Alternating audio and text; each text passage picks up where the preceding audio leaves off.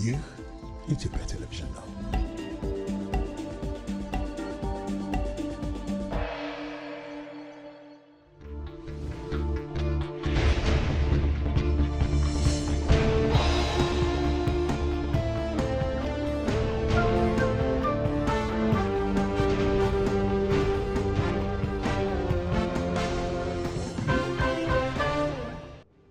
ጤና ይስጥልኝ እንደምን አመሻችሁ ተመልካቾች። አንድ ሰዓት ሆኗል። ኢቲቪ 57 በምዕራፍ 2 ተመልሷል።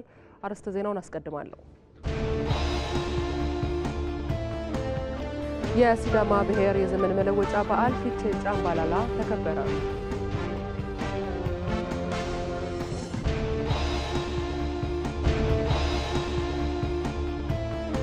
የአዲስ አበባ ከተማ ከንቲባ አዳነች አቤቤ የአብሮነትና የመረዳዳት እሴቶችን ለማጎልበት ህብረተሰቡ እያደረገ ያለው ተሳትፎ ተጠናክሮ መቀጠሉን ተናገሩ።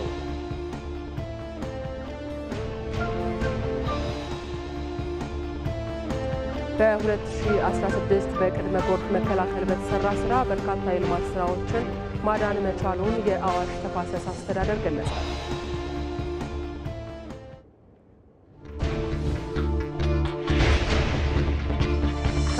የሩሲያው ፕሬዝዳንት ቭላዲሚር ፑቲን በዩክሬን ጊዜያዊ የሽግግር መንግስት እንዲመሰረት ጠየቁ።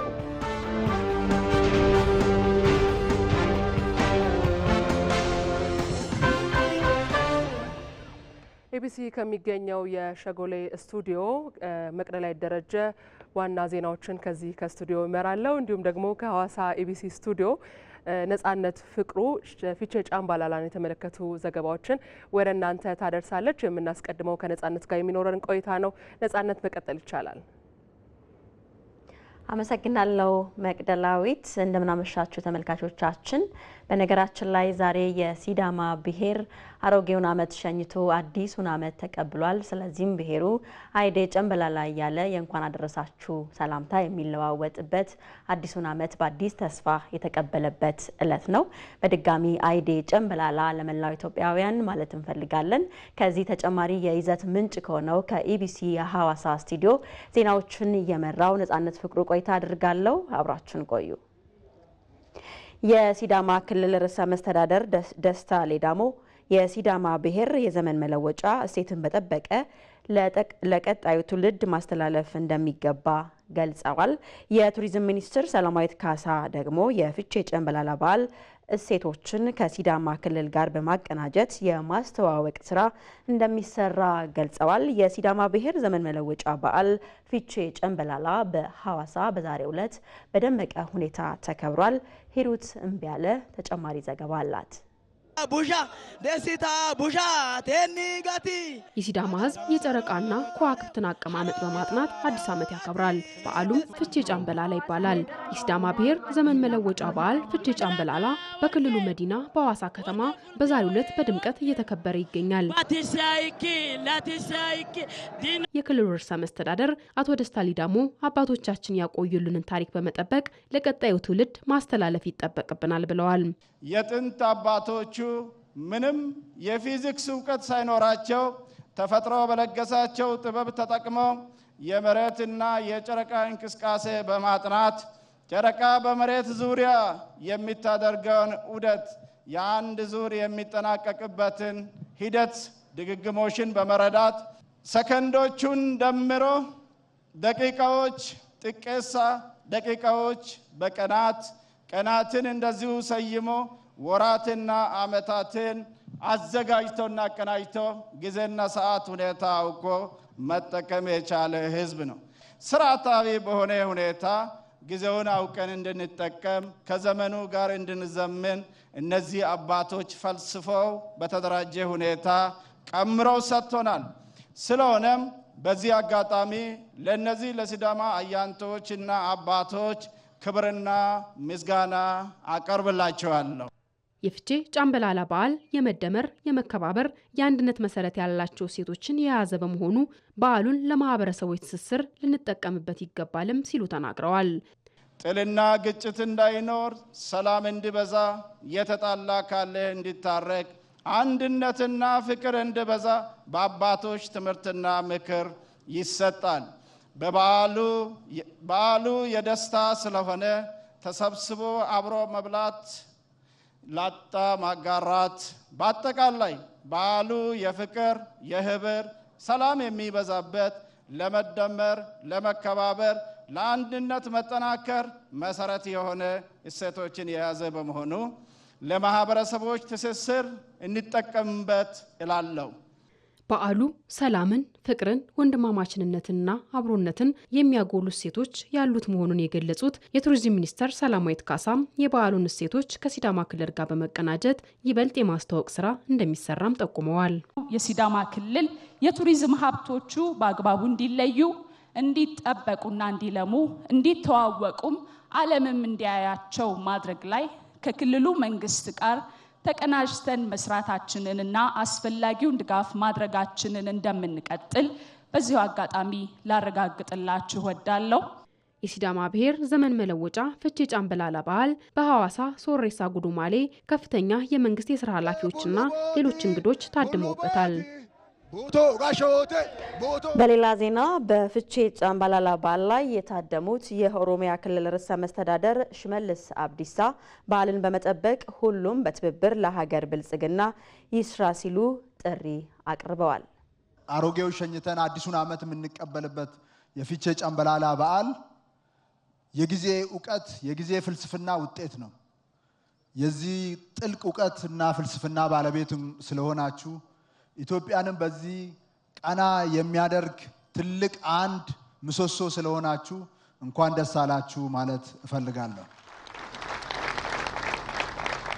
ኢትዮጵያ ሀገራችን በብዙ ጣውረድ ውስጥ እያለፈች ድሎቿን እያሳካች ብልጽግና አይቀሬ መሆኑን በተግባር እያረጋገጠች እየሄደች ያለች አገር ነች። በዚህ ውስጥ ደግሞ የሲዳማ ሕዝብ አይተኬ ሚናውን እየተጫወተ ይገኛል። ስለዚህ ሁላችንም ተባብረን በአንድነት ቆመን የሀገራችንን ብልጽግና እንድናረጋግጥ በዚሁ አጋጣሚ ጥሬን አቀርባለሁ። የኦሮሞ ሕዝብ የፍቼ ጫምበላላ በዓል የራሱ በዓል ነው። ስለዚህ በዓላችን ላይ መተን በዚህ መልኩ ስለታደምን በጣም ደስ ይለናል። ክልል ርዕሰ መስተዳደር ሙስጠፌ መሐመድ በበኩላቸው ፍቼ ጫምበላላ ቂምና ቁርሾ ተወግዶ በይቅርታ አንድ የሚሆንበት ነው ሲሉም ገልጸዋል። የፍቼ ጫምበላላ በዓል በሲዳማ ሕዝብ ዘንድ ከፍተኛ ቦታ ያለውና ከትውልድ ወደ ትውልድ ሲሸጋገር የመጣ የአዲስ ዘመን መለወጫና ማብሰሪያ ታላቅ በዓል ነው። በዓሉ ከዘመን መለወጫ በዓልነት ባሻገር ቂምና ቁርሾ ተወግዶ ይቅርታ የሚሰፍንበት የሰላም የፍቅርና የመረዳዳት እሴቶችን የያዘ ታላቅ በዓል በመሆኑ በዚህ በዓል ላይ የሶማሌ ክልልን ወክዬ እዚህ በመገኘቴ የተሰማኝን ደስታ ለመግለጽ እወዳለሁ። የሶማሌ ሕዝብና የሲዳማ ሕዝብ ዘመናትን ያስቆጠረ ታሪካዊ ትስስር ያላቸው ወንድማማች ሕዝቦች በመሆናቸው የፍቼ ጫምበላላን በዓል እንደራሳችን በዓል የምናየው ነው። በተጨማሪም ለሀገር ልማት ከቀድሞ በተሻለ በትብብር እንሰራለን ያሉት ደግሞ የደቡብ ኢትዮጵያ ክልል ርዕሰ መስተዳደር አቶ ጥላሁን ከበደ ናቸው። የደቡብ ኢትዮጵያ ክልል ህዝቦች ከወንድም ሲዳማ ህዝቦች ጋር እጅግ በጣም የተዋሃደ የተጋመደ የተቀላቀለ በአንድነት የኖረ ህዝብ ነው።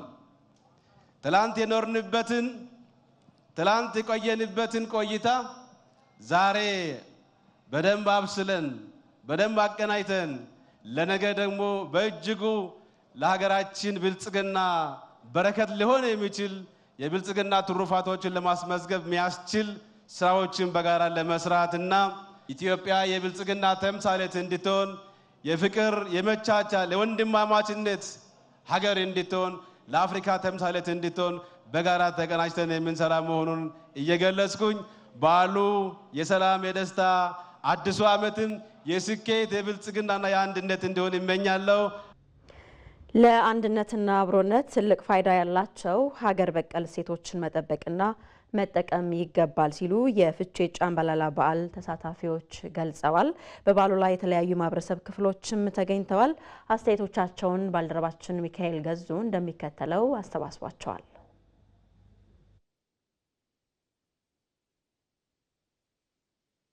በጣም ደስ የሚል ነው። በጣም የሚያስደስት ነው። በሚያስደምም ሁኔታ ነው እየተከናወነ ያለው።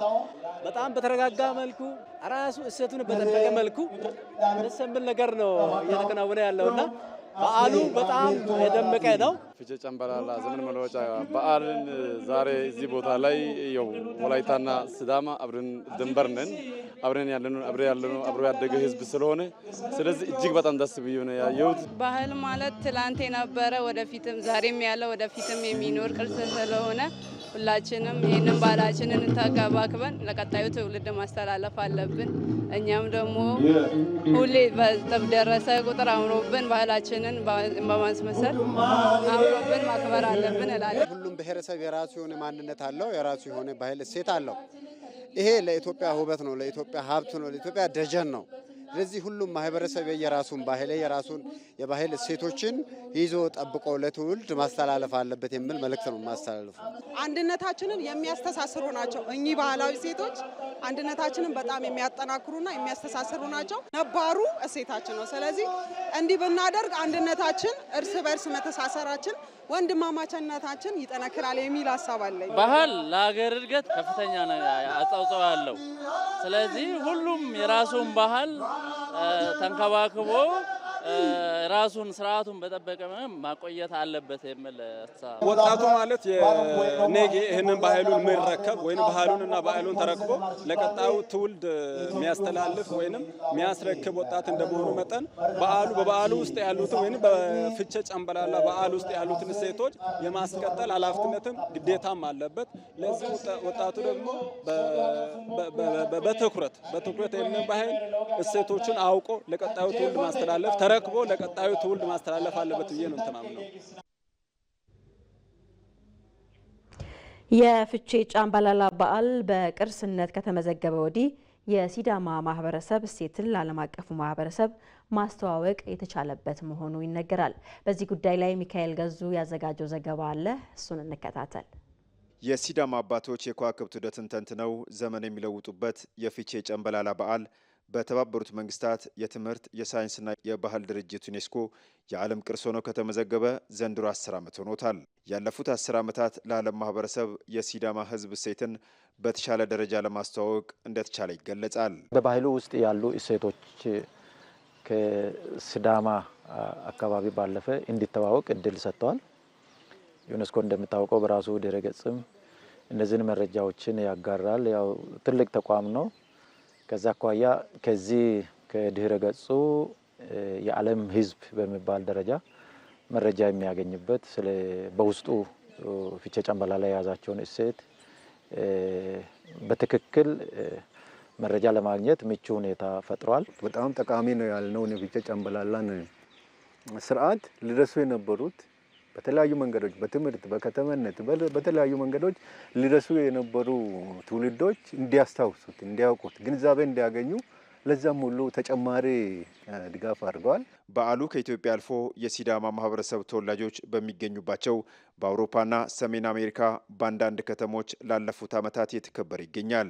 የፊቼ ጨምበላላ በዓል በውስጡ የያዛቸውን የተለያዩ ባህላዊ እሴቶችን መሰረት በማድረግ በኪነ ጥበባዊ ስራዎች፣ በፊልም ስነ ጽሁፍና በፋሽን ዲዛይን መልካም ጅምሮች መኖራቸው ተጠቅሷል። አፈንም ፊልም ተሰርቷል።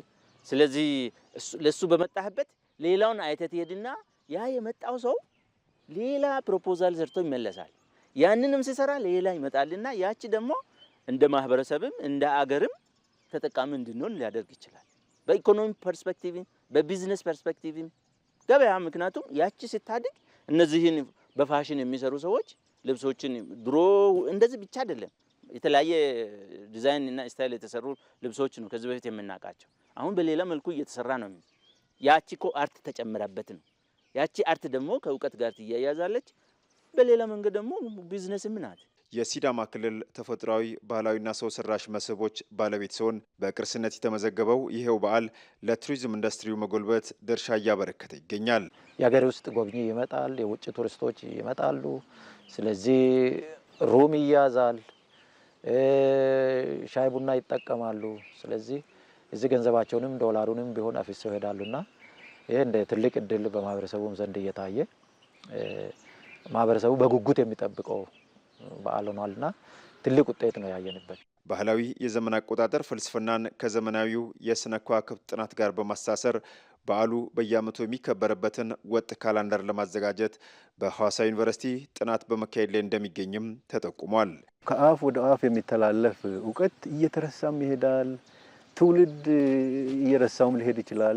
እነዚህ ጀኔሬሽኖች ሊያልፉም ይችላሉ። ስለዚህ አንድ ነገር መደረግ አለበት። ለዚህ ከቱሪስት አኳያ ብቻ ሳይሆን እውቀቱ ራሱ እንዳይጠፋ ለማድረግ አንድ ነገር ማድረግ አለብን ብለን ከ3-4 ዓመት ወዲህ ጥናት ነው ስናደርግ የቆየ ነው። አይ ቲንክ ህዝቡንም ይሄ ፊቼ ጨምበላላን አሰራሩንም የበለጠ ያሳድገዋል ብለን ነው የምንገምተው። ይሄ ጥናትና ምርምር። ተመልካቾቻችን ለምሽቱ ያዝናቸው ዜናዎቻችን እነዚህን ይመስላሉ። ከዚህ ከሐዋሳ የኢቢሲ ስቱዲዮ ዜናዎችን የመራው ነጻነት ፍቅሩ ቆይታ አድርጌያለሁ። ወደ ዋናው ስቱዲዮ ወደ መቅደላዊ ደረጃ ይመራችኋለሁ። በሰላም አምሹ። እናመሰግናለን ነጻነት። ቀሪ ዜናዎች ደግሞ ከዋናው ስቱዲዮ እንቀጥላለን። የአዲስ አበባ ከንቲባ አዳነች አቤቤ የአብሮነትና የመረዳዳት እሴቶችን ለማጎልበት ህብረተሰቡ እያደረገ ያለው ተሳትፎ ተጠናክሮ ቀጥሏል ብለዋል። የረመዳን ጾምን በማስመልከት ለእስልምና እምነት ተከታዮች የማዕድ ማጋራት መርሃ ግብር ተካሂዷል። ይድነቃቸው ሰማው አዘጋጅቶታል። ብሩክ ተስፋ ያቀርበዋል። የአዲስ አበባ ከተማ አስተዳደር የረመዳን ጾም ወር ፍቺን በማስመልከት በሁሉም ክፍለ ከተሞች ለሚገኙ የእስልምና እምነት ተከታዮች የማዕድ ማጋራት መርሃ ግብርን አካሂዷል። የአዲስ አበባ ከተማ አስተዳደር ከንቲባ አዳነች አቤቤ ሰው ተኮር የሆኑ የከተማዋን ነዋሪ ተጠቃሚ የሚያደርጉ ተግባራት እየተከናወኑ መሆናቸውን ገልጸዋል።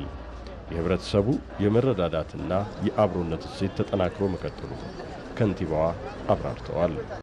የረመዳን ወርና የኢድ አልፈጥር በዓል ከጥንት ጀምሮ ሲካሄድ የቆየ ቢሆንም ባለፉት 7 ዓመታትን ልዩ የሚያደርገው እነኚህ ታላቅ ስራ የሚሰራባቸው ወቅቶች የበለጠ የእምነቱ አስተምሮ እንደሚናገረው መረዳዳት እንዲኖር፣ መተሳሰብ እንዲኖር፣ በተለይም ደግሞ ሰው ተኮር ስራዎቻችንን ከመሰረታዊ እሴቶቻችንና እምነቶቻችን ጋር በማያያዝ ህዝባችን ውስጥ እንዲሰርጽ፣ ሰዎች መተሳሰብ እንዲችሉ፣ ካለን ማካፈል፣ የተቸገረን የአገር ባለውለታን፣ ጠያቂ ደጋፊ የሌላቸውን ለማህበራዊ ህይወት ተጋላጭ የሆኑ ማህበረሰቦቻችንን አስበናቸው አብረን ተሳስበን ችግሮችን እያቃለን ጫናዎችን እያቃለን አብሮ መኖርን በደንብ ያዳበርንበት ወቅት ነው።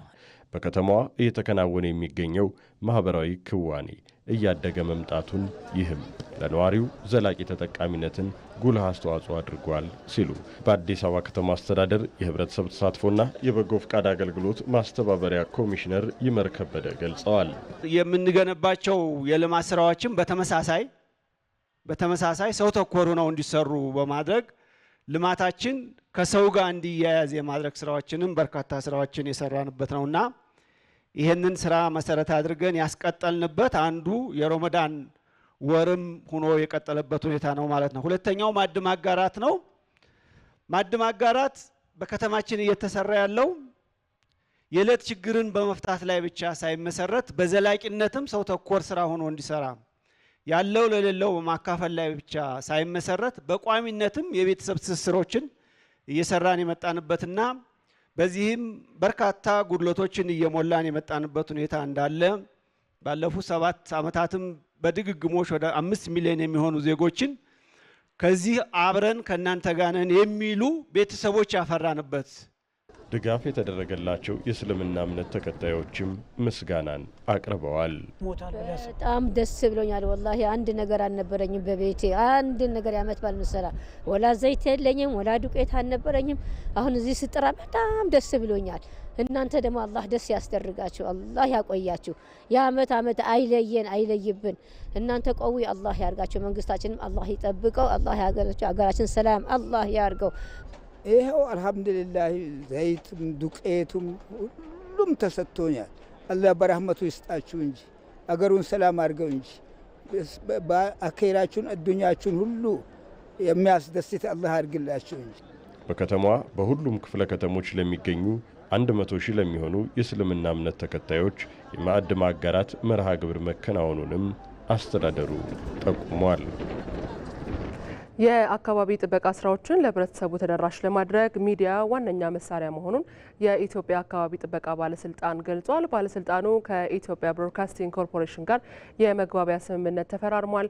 የኢትዮጵያ አካባቢ ጥበቃ ባለስልጣን ዋና ዳይሬክተር ኢንጂነር ለሊሴ ነሜ የአካባቢ ጥበቃ ስራን ከሚዲያ ተቋማት ጋር መስራት ውጤታማ ያደርጋል ብለዋል። እንደምናውቀው የአካባቢ ጥበቃ ስራ ከሚዲያ ውጪ ውጤታማ መሆን አይችልም። የአካባቢ ጥበቃ ስራ ከሚዲያ ጋር የተንሰናሰለ ስራዎችን ዴሊቨር ማድረግ ይፈልጋል። እንግዲህ የአካባቢ ጥበቃ ስራ ህብረተሰቡን አዌርነስ መስጠት፣ በተሻለ መጠን ደግሞ ህብረተሰቡ ባህል እንዲያደርጉ የአካባቢ ጥበቃን ስራ የአረንጓዴ አሻራ ስራ ባህል እንዲያደርጉ የማድረግ የግንዛቤ ማስጨበጫ ስራዎች በሁሉም አቅጣጫዎች ተግባራዊ መደረግ ይኖርበታል የሚል እኛም ጽኑ አቋም አለን። ያንን መሰረት አድርገን እንግዲህ ዛሬ ከኢቢሲ ጋር እና ለኛም ትልቅ የኢትዮጵያ ምሳሌ የሚሆን የሚዲያ ተቋም ጋር መፈራረማችን በጣም ለኛ ትልቅ ክብር ነው። እንደ ሪፖርተራችን በቀለ ተመስገን ዘገባ የኢትዮጵያ ብሮድካስቲንግ ኮርፖሬሽን ዋና ስራ አስፈጻሚ አቶ ጌትነት ታደሰ በበኩላቸው ስምምነቱ ኢቢሲ የአካባቢ ጥበቃ ባለስልጣንን የሚዲያና ኮሚኒኬሽን ስራ የሚደግፍ መሆኑን ተናግረዋል።